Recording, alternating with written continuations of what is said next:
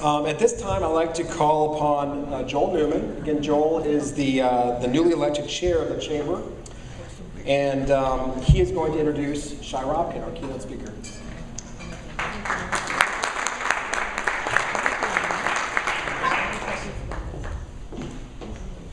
Thanks, Greg.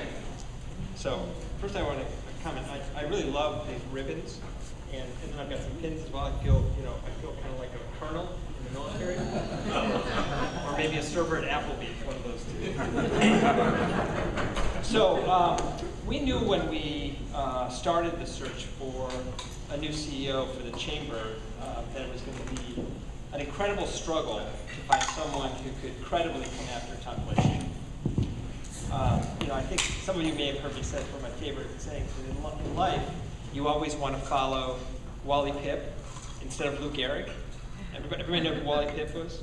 Wally Pipp was the first baseman of the Yankees who, it's probably an apocryphal story, but who had a headache one day and took himself out of the lineup. And so they inserted Lou Gehrig, the rookie Lou Gehrig in the lineup that day.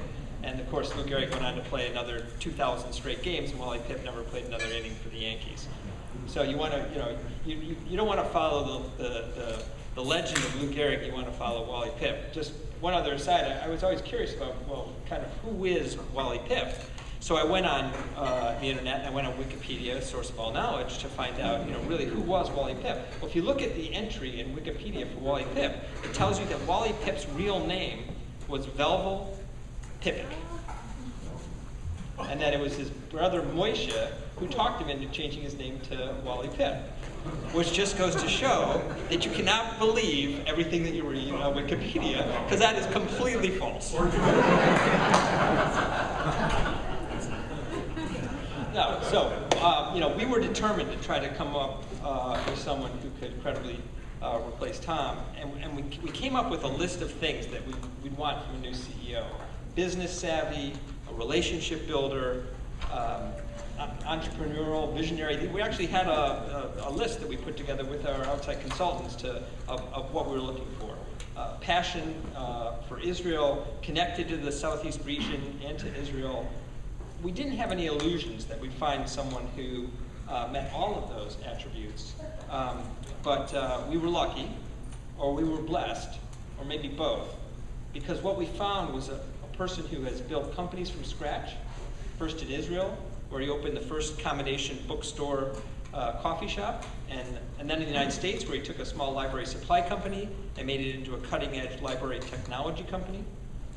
A person who was so well thought of by the people who bought out his company that they actually kept him on and asked him to continue to run that company. A person who's been a leader in both for-profit and not-for-profit organizations, including leadership positions at 2 synagogues, which, we sort of questioned his sanity at that point. But a person with dual citizenship who loves Israel so much that he served in its army and continues to maintain a home in Jerusalem. A person with deep roots in the Southeast community, both himself being a graduate of the University of North Carolina. We must not have anybody from Duke, because no one got up and left the room. And whose wife's family also has deep roots in the community. And a person who will ask probing questions, but more than that, encourages others to raise their voices and will listen intently when they do so. And most of all, what we found is a mensch. And who we found is Shai Robkin. So Shai, welcome.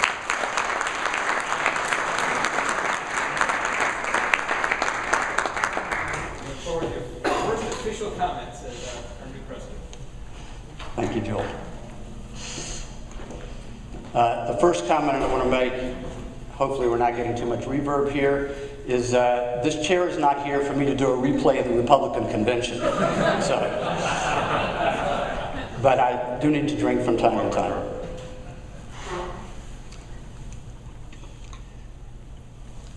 Joel and I did not compare notes, and to some extent, he may have stolen my thunder here, but such is life. Anyway, thank you, Joel. Thank you, Greg, for the fabulous job that you and your professional committee did in putting together today's really terrific program. Let's give everybody a big applause.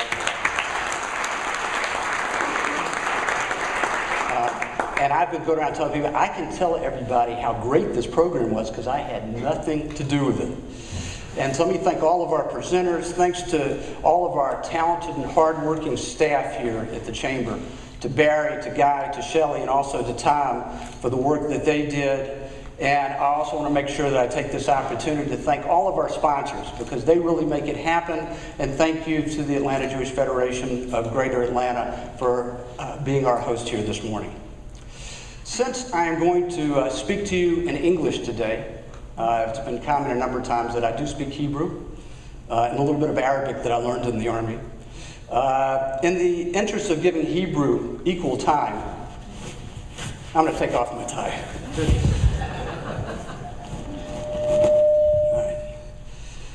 So my talk today was advertised as an articulation of my vision for the future of the Chamber. It's going to be a difficult thing to do, but I do want to tell you right now that I do have, right here in this room, a vision of heaven. For me, a vision of heaven, or even that other place, when I get there, everybody will be wearing name tags. That's all I ask for. So here I am on day, I don't know if it's day 14 or 15, day 14 on the job, and it's up there. How about that? If I were to come here today confidently articulating a vision for the Chamber, you should, in my opinion, rightfully question whether I'm the right man to be standing right here at this time. I also want to mention that we at the Chamber are about to embark on a strategic planning process, and I want to be careful not to prejudice that process. I do want instead to give you a picture of those life experiences that have led me to this podium today and how those experiences have shaped my thinking, and perhaps more importantly, the questions that I believe that we need to ask ourselves to shape the future of the American-Israel Chamber of Commerce. Now, you can check your booklets. Unless somebody entered something in there at the very last minute, my presentation and my slides are not there. And there's a good reason for that. Because originally I didn't plan to use it. But then I realized I was going to be speaking after a heavy-duty lunch. And if heavy-duty lunches, I didn't eat so I can stay awake. So if heavy-duty lunches do for you what they often do for me, I would be looking at a whole bunch of nodding heads out there. So I decided really at the last minute, with the help of my dear wife Judy, who's back there, you can wave Judy at this point, thank you, that to throw together a few visual pieces which hopefully will keep you awake if nothing else while I talk. So, some of you may be familiar with a very, very old story of an American who emigrated to Israel, that is, he made Aliyah in the Zionist vernacular. He would regularly fly back for business and to visit family and friends. And when he did, he found himself longing for life in Israel. But when back in Israel, he thought romantically about life in America. When asked where it was that he truly felt at home, he would shrug his shoulders and timidly respond, "I suppose that would be on the plane." That man could be me, although it's not exactly. I do feel very much at home in Israel and very much at home here in the United States, particularly, as Joel pointed out, in Atlanta and in the South. And there are so many things that I love about both countries that I've often felt and continue to feel an obligation to bring what I see as the best of each to the other. In so many ways, the story of my personal life has been one of bringing America to Israel and Israel to America. It could be argued that on that personal level, Israel was brought into my life well before I was even born, and even before the birth of the State of Israel. It was from a ZOA meeting, the Zionist Organization of America, in 1947, a year before the State of Israel was created, that we have the very first picture on record of my father, Max Robkin. Yeah, okay. Looks a little bit like me, don't you think? And my future father-in-law, Henry Burnbury, in the same photograph. Despite the fact that my parents never traveled much, they infused our home with Israel practically everywhere. Books, magazines, art, and perhaps most importantly, grunts and groans during the evening news. So it was no surprise that this born and bred Southerner's high school graduation gift would be a trip to a country 6,000 miles away.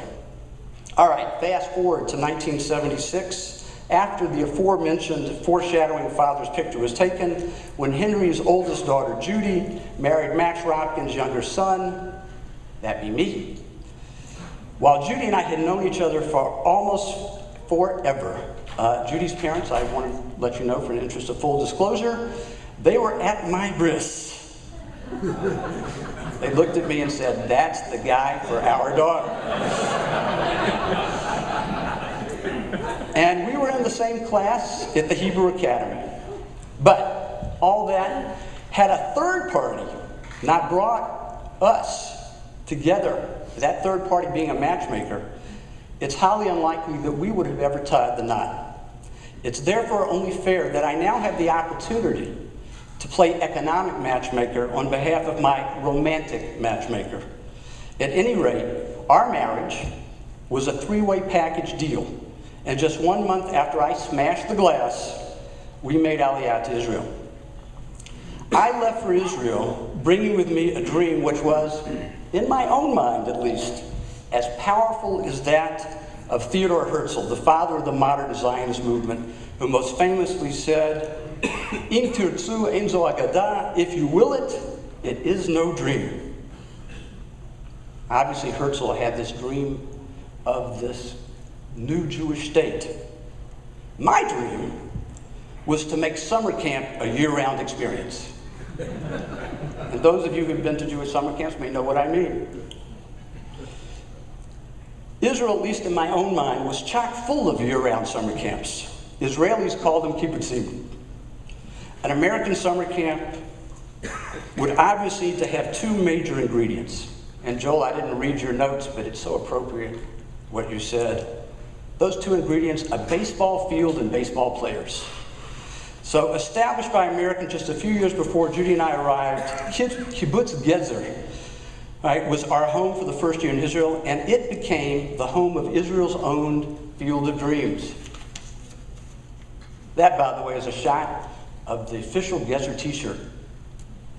It took me about a year to come to the full realization that kibbutz was no summer camp. Okay, I can be a little slow on the uptake from time to time. And when I did, Judy and I decided to leave the Field of Dreams and make Jerusalem our home. That's the picture you chose for Jerusalem. I hadn't seen that one. But baseball, to be more exact, softball, remained a big part of my life. The ultimate American dream in Israel, captaining a Jerusalem softball team with the name Promised Land. Promised Land, a travel agency, paid for our shirts, but I got to tell you, not much else. With just a shoestring budget, and not even baseball shoes at that, we had to bring the Israeli workaround spirit to the American pastime in order to field a team and to operate a league that included teams just south of the Lebanese borders and all the way down to just north of the city of Eilat. How tight for cash were we back then? Let's put it this way. Have any of you ever tried making baseball bases by sewing up pillowcases filled with sand? Israel's natural resource. So if you ask me today if I have any experience operating a nonprofit on a limited budget, I'll have to say yes, but it sure was nice when we got those real bases. I played catcher on my Jerusalem softball team, and again, in the interest of full disclosure, I didn't earn my place in the starting lineup through my athletic ability. I didn't have a particularly strong arm to throw out base runners, and I wasn't particularly adept at stopping wild pitches thrown wide of the plate. But, and I'm glad there's a lot of lawyers out there, I did know the rule book. And the catching position put me in just the right place to argue the umpire's call. And I'm looking at a lot of lawyers. I bet you a lot of you got your starting place in your team's lineup just the same way. And when it came to naming our first child, Zionists that we were, Judy and I were totally intent on making sure that our son had a real Israeli name. So, we named him Yochai after Judy's father, Chaim.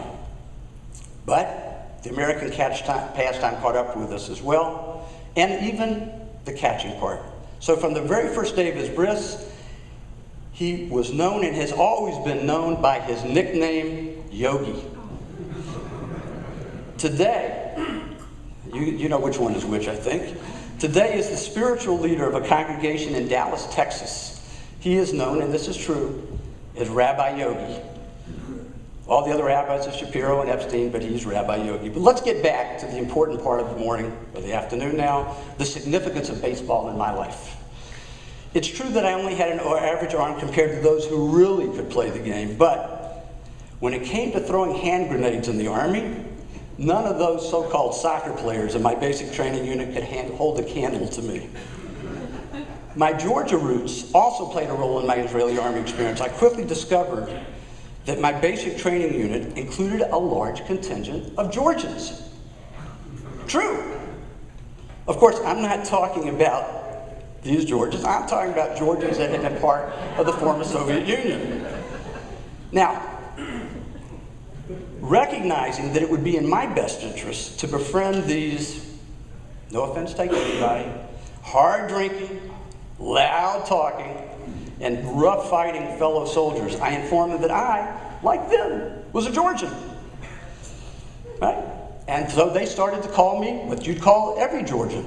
They added the name Shvili, and I was a Gruzini. So all Georgians had their names end with Shvili, which means son of, and I became known as Robkin Shvili. Here's a picture taken on basic training graduation day. Okay?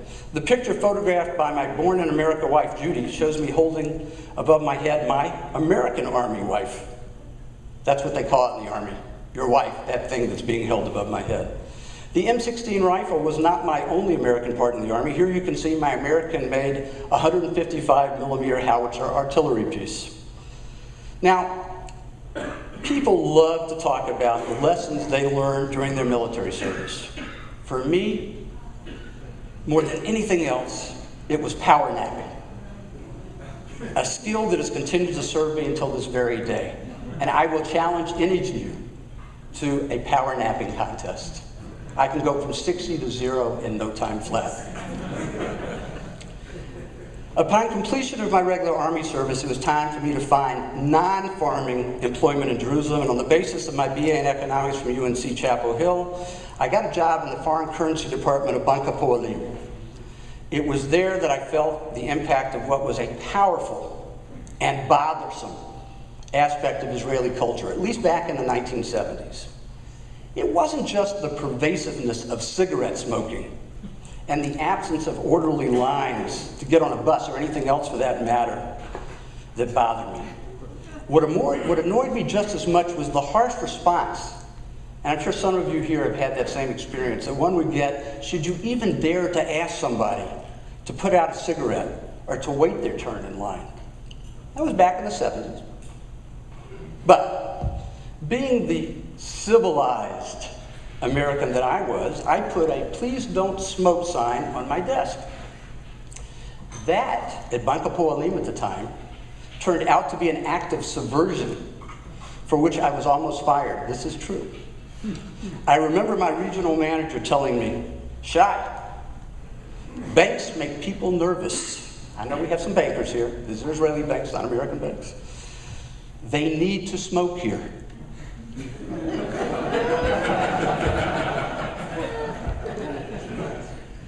In my department of the bank, the physical layout did not allow for a queue, some place for people to line up in some orderly fashion.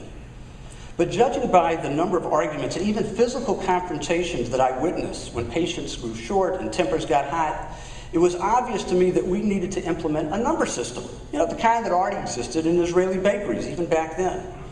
When I brought the idea to my supervisor, he responded, "Shai, what do you think we are, a bakery?" So, I wasn't surprised that he didn't say yes, but at the same time, he didn't say no. By the way, if you're taking notes trying to figure out how I operate, you might want to highlight that line right there. Didn't say yes. I take that in. It's a maybe. So, with the help of Judy, I built a primitive wooden stand to hold small pieces of cardboard in which we wrote numbers by hand. Remember, we're talking 1979 here. And much to my supervisor's surprise, the system worked pretty darn well. Now, I'm not taking full credit for the fact that Israel now prohibits smoking in most indoor spaces, including banks, so that every bank in the country now uses a number-based queuing system.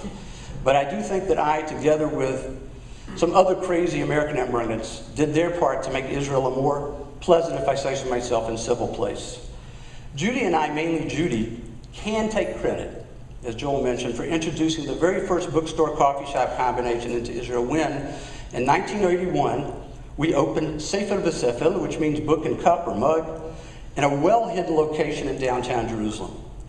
Now, we had never personally seen a place like this before, but we had heard that a successful one was operating in or somewhere around Harvard University. It was at Sefer v'Sefel that I discovered both the entrepreneur and the marketer within me. The store, despite its obscure location, became both popular and profitable in a relatively short period of time, and that was in good measure to a number of articles written about this one-of-a-kind shop in both the local and national publications. And note again, this was before the World Wide Web and well before the term social media existed.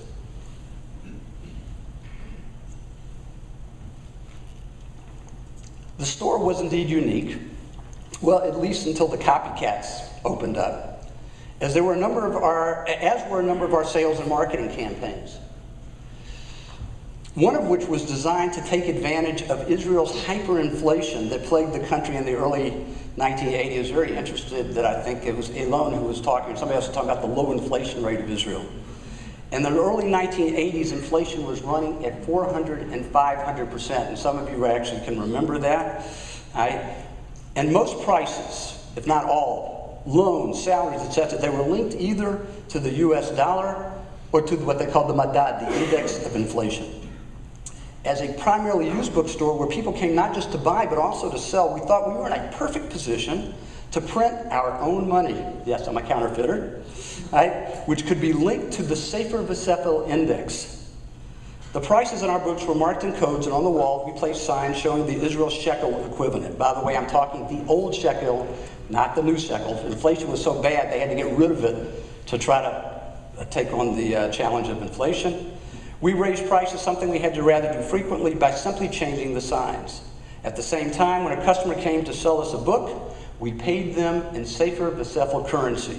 We had 5 bills, each featuring a famous Israeli author. For that, we probably could have been sued.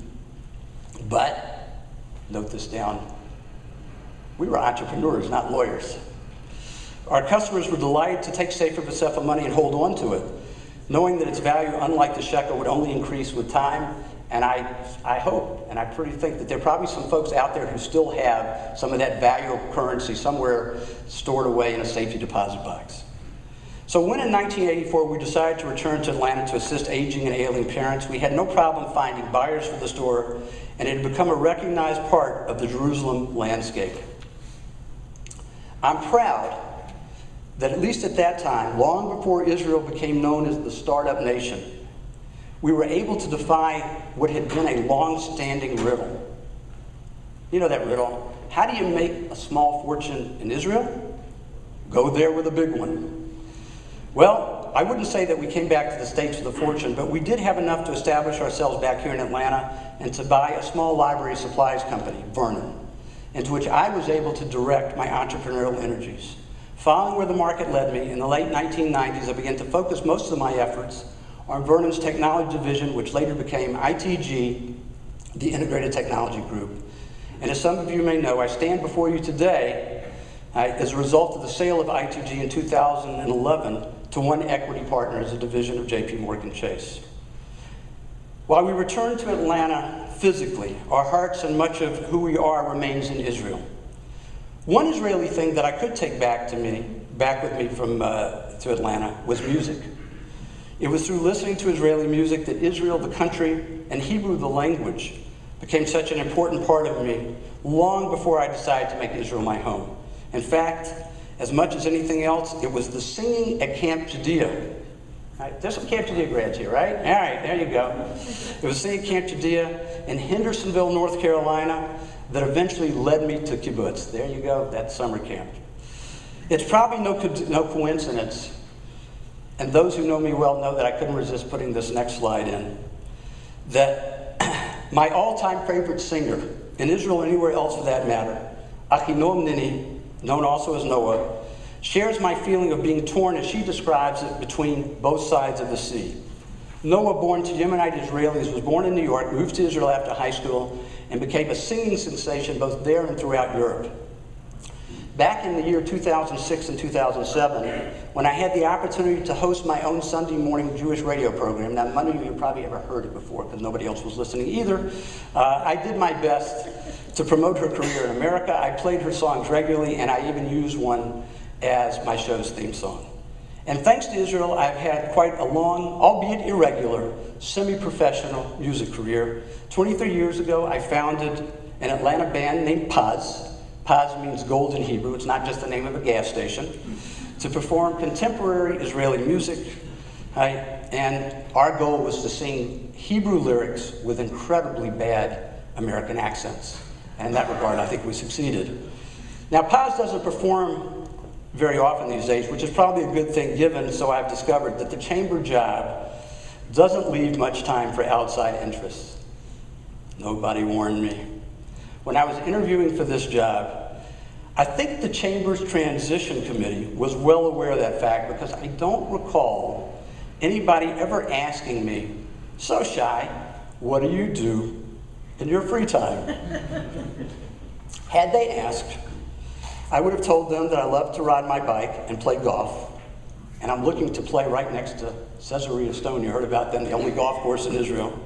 Even though I have to tell you, I'm quite mediocre at both. I would have told them that I've used much of my free time to work for the betterment of Israel, even though Israel is no longer the place of my permanent residence. I must tell you, in the interest of full disclosure, and because I'm a marketer at heart and never want to miss a marketing opportunity, that in the year 2000, Judy and I bought an apartment in Jerusalem, which, when we're not using it, we rent out to visitors. And you can see it on our website. Believe it or not, this is our website, JerusalemApartment.com. It's up for bidders, but now back to our regularly scheduled program. As you know, there are hundreds, if not thousands, of organizations operating in the U.S. dedicated to helping Israel and Israelis in a variety of ways. While Judy and I contribute to many of them, I've been especially committed to and involved with two organizations that work to promote democracy, human rights, pluralism, and tolerance, all arenas where America has much to teach the world, including Israel.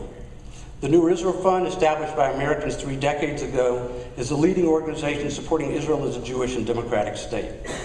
The Arvai Institute for Environmental Studies, founded by Americans living in Kibbutz Keturah, brings together Israelis, Palestinians, Jordanians, and others from around the world to study and work on environmental issues confronting the entire region. Their motto, "Nature has no borders." I'll be participating for the second time on a 300-mile ride from Jerusalem to Eilat in support of the Institute. And for those of you who want to learn more, Robert Port, who's the leader of the Atlanta delegation, raise your hand, Robert. He'll be happy. This will be year number 5 for him going on the ride. Now, it's been said that anyone who reaches the age of 20 and is not a socialist has no heart. And anybody who reaches the age of 40 and is not a capitalist has no brain. And I guess it's fair to say that my own life, from kibbutznik to entrepreneur, epitomizes that adage. So what am I at age 60? 61 to be exact, because I do have a classmate here from the Hebrew Academy who can verify that. I am a capitalist, but also a capitalist who believes in the power of good business to do good. And when I think of Americans who also came to Israel to do good business and to do good, 2 names come to mind. Venture capitalists who also have a close relationship to the chamber. John Medved, prominently featured in the book, Startup Nation, who has recently started a new fund called Our Crowd, which another fellow Atlantan that many of you may know, David Arnovitz, is engaged with. And that Our Crowd requires companies in which invest to have a charitable component. Another American who's made Aliyah to do good business and do good is Yadin Kaufman, who created an organization called Tmura to encourage Israeli startups to make charitable stock donations while the companies are still in their infancy. And I just learned last night, talking to Elon from Veolia, that his company also encourages companies that they invest in to participate in the Tmura program. Yadin Kaufman also believes that a good business can make good neighbors, and has recently been investing heavily in software companies that engage Israelis and Palestinians in working partnerships. As I stated in my opening remarks, it's far too early in my tenure to have definitive conclusions as to the future of the Chamber. However, by sharing with you some of the formative experiences of my life, I hope that I have given you a better sense of who I am and how I might personally approach the strategic planning process that we'll soon be undertaking, and with your help and with the help of all of our stakeholders, we will succeed. I mentioned Kaufman and Medved as two examples of individuals whom I admire, as I believe that you can learn a lot about a person by knowing to whom he looks to for inspiration. For as long as I can remember, when asked who my number one hero is, I had a single answer: David Ben-Gurion, Israel's first prime minister. Early in my life, that response was no doubt shaped by intense Zionist indoctrination. Summer camp did a great job. As I got older and came to understand Ben-Gurion as the person he really was, not the mythical superhero I worshipped as a child, I also came to appreciate that it was his incredible ability to balance idealism with pragmatism that allowed him to accomplish so much. He never allowed the perfect to become the enemy of the good, a motto that I think all of us should learn to live by. More recently, I've come to admire the work of two other Israelis, Daniel Kahneman and Dan Ariely, world-renowned researchers in the field of behavioral economics. Both have written books for the common man that I strongly recommend. They're both fun to read, if you're into that kind of thing, of course. But more importantly, I promise you, if you read them, they will change the way you look at the world and the decisions that you make. I'm fascinated by the study of behavioral economics because, among other things, so much of it calls into question the foundation of classical economic theory that I learned at UNC and everybody learned at every place else. And that classical economic theory is based on consumers acting rationally in pursuit of maximizing economic value. Behavioral economists call that into question. And I must confess that I take great pleasure, as my children can attest, in anything that calls into question widely held and widely accepted beliefs. This explains why my favorite two-word term in the English language is cognitive dissonance. That distressing mental state that people feel when they find themselves doing things that don't fit what they know, or having opinions that not fit with other opinions they hold. And as we work to build the American-Israel Chamber of Commerce of the future, I will know that we're asking ourselves the right questions by the degree of cognitive dissonance that we experience. If we're not uncomfortable, we're not asking ourselves the right questions. First and foremost among those questions is the most fundamental issue that I believe every institution must constantly be asking itself: is there a good reason for us to continue to exist? Now, assuming there is a good reason, or perhaps many reasons, for the Chamber's continued existence, we must then ask ourselves other and perhaps harder questions. Do changes in the world, more specifically Israel, the Middle East, and the Southeast in particular, necessitate changes not only in our strategies and tactics, but in the mission itself? Do we really know who our stakeholders are? And do we really understand the value that they seek from the Chamber? More specifically, do we understand the needs and motivations of those individuals and institutions who might support the Chamber for reasons not directly related to their own business interest? Are we delivering the value that our stakeholders seek, and do the stakeholders accurately perceive the value being delivered? Moving to strategic and tactical levels, we must ask, among others, are we sacrificing long-term gains for the purpose of securing short-term benefits? Has technology fundamentally altered the way we should be doing business? Do we understand the implications of sociology trumping ideology? Think about that for a second. Sociology trumps ideology almost every time. And how do we know if we succeeded or not? I'll get back to that in a second, but I'm going to go a little bit off of script, at least off of the script that I had written by 11 o'clock last night. Up until now, I have lived up to my promise not to articulate my vision for the chamber, instead telling you who I am so you can speculate on the directions I'm likely to pursue and asking a few key questions that I believe we must address. But over the course of past 2 months, since my appointment was announced, I've been on a bit of a listening tour. And I've had the opportunity to pick the brains of a number of really, really smart people, many of whom are sitting in this room right now. And the conversations I've had, more than anything else, I've been focusing on passion. Because I believe that passion is the most important resource that we have. So before I get to my closing remarks, and I apologize for the hour being late, I want to share some of the ideas that some very, very smart people are passionate about. Early stage engagement with Israeli companies. For some, that may mean something called the Eagle Star Accelerator that will not only connect these companies to our area, but give them a much better chance to succeed regardless of where in the world they operate.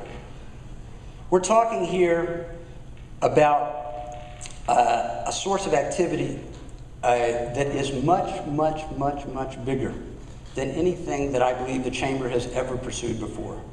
But as you know, and it's important that you know, I am a dreamer and an entrepreneur. And I think they're one and the same thing in many ways. Remember what Herzl said. Greater involvement of women. I can almost count them on one hand. And I believe that's important, not because it's nice to have pretty faces in the room, but because I really do believe that women can bring a different perspective that's so important for us to move the Chamber forward. Increased engagement with Israel by what many call the next generation. While the next generation includes young people, both Jews and non-Jews alike, for young Jews who are detached from traditional Jewish institutions, the Chamber offers an opportunity to connect with Israel that taps into their interest in technology, their personal career development, and their drive to be part of life-changing and world-changing initiatives. Increased opportunity for members to network with Israeli companies and with other members. And finally, leveraging Israel's economic impact to better influence local public opinion, particularly the opinions of those who have the greatest influence over the future of America's support for Israel. Now, if there's one thing I know to be true from my years of business and organizational experience, it's that anecdotal evidence is, generally speaking, worse than none. Not just not as good at it, it's worse than none. While I can't make any promises that I will succeed, I will work wherever possible to develop improved metrics that will allow us to get a better measure of past performance so as to better plan the future. And I'm thinking maybe I can get the folks from Light Apps to help me out on this venture so we know where our energy is being spent. While some major initiatives that we may undertake will need to await this overall strategic planning review, there are a few areas, in addition to improved measurement tools, that perhaps because I am who I am, I want to address as soon as possible. As a marketing person, I strongly believe in the value of effective branding and communication. I know that we have many experienced and creative people who are prepared to contribute their talents within our framework of a marketing communications committee, and I look forward to the creation in the coming weeks of a task force that will develop the objectives and working parameters of such a committee. Without prejudicing the work of this committee, I do want to let this particular group, this professional group of people know that I believe that it is possible for the Chamber to do a better job marketing your services to the people in this room who are engaged with the organization. Let me take this specific marketing opportunity to inform you of a couple of changes that I have made with the approval of the Executive Committee. First, for the purpose of making sure that the world understands that I'm getting paid for standing up here, my title has been changed from president to president and CEO. I cannot tell you the number of people who congratulated me for succeeding Lauren Coles as being the head of the organization. So, more importantly, I'm delighted to be able to announce here, for the first time publicly, that Guy Tesler, who's taken care of everything from the technology front here, has earned a new title with the organization, that of Chief Operating Officer, COO. That new title recognizes the important work.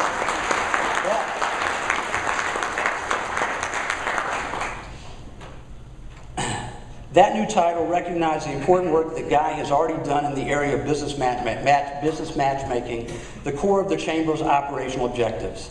It also communicates to the outside world that he is indeed the go-to guy when it comes to making a business match. Anybody recognize this guy in the picture? I think we pulled it off the website. So, Marketing Communications Committee, I think you have, well, maybe not job number one, we'll get to that in a second.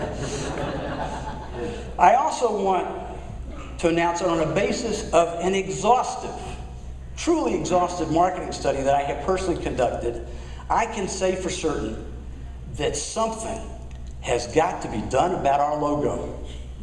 Nobody, and I mean nobody, recognizes the bird in the logo for what it's supposed to be, an American eagle. That somebody just said, oh yeah, you're saying. Now I get it. Now I know where the term eagle star comes from. The eagle and the star. So, a number of people, upon being told that the flying object in the logo is not a dove, some people say it was a pigeon, but 90% said it was a dove, including those people who have been engaged with the Chamber for decades, right, have suggested it's not a bird at all, but an airplane. That got me to thinking about my vision for the Chamber. Supposedly, as you know, that vision being the content of my talk today. I guess that it was in contemplating that vision, which appropriately should start at the 30,000-foot level, that I came upon the idea of starting off today with a story about that guy who feels most at home on the plane going back and forth to Israel. When all is said and done, as the Chamber attempts to climb to new heights, pun intended, my greatest contribution is likely to come from feeling at home in both America and Israel, while at the same time feeling like an outsider who can observe as only an outsider can, regardless of where I am, in Israel and America or on a plane. And while it may be truly a flight of fantasy, truly a dream, I hope that someday, when I'm observing the world from 30,000 feet on my way to Israel or back to the States, I'll be doing so on a direct flight from Atlanta to Tel Aviv. I knew I could get applause for that. Are you listening, Delta? That may be all it takes for the Chamber's new logo to look something like this. Tom, you helped make it happen once. Maybe with the help of all of our friends out there, we can make it happen again. And before I say goodbye, I want to take this opportunity to thank Tom for the absolute yeoman's work he has done for the Chamber for the last 22 years. And let's give Tom a round.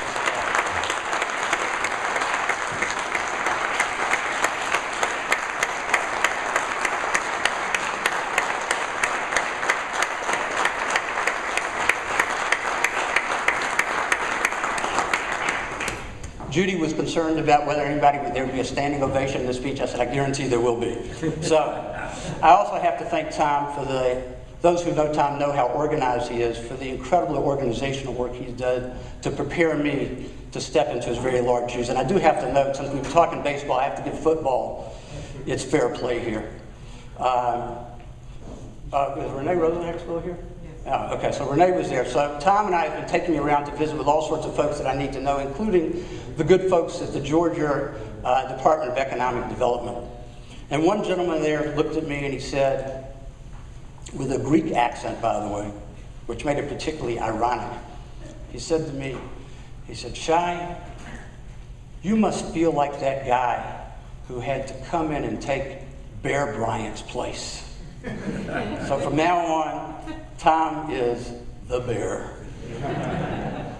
So, last but not least, I do need to thank my lovely and beautiful wife and talented wife, Judy, for throwing all these slides together at the last minute so you wouldn't fall asleep. And again, I can say again what a fabulous program it was because I had nothing to do with it. I thank you for this opportunity. I thank you for being here. I thank you for your engagement in the past of the Chamber. And I thank you in advance for telling me what we can do to grow the Chamber into the coming years. Thank you so very much.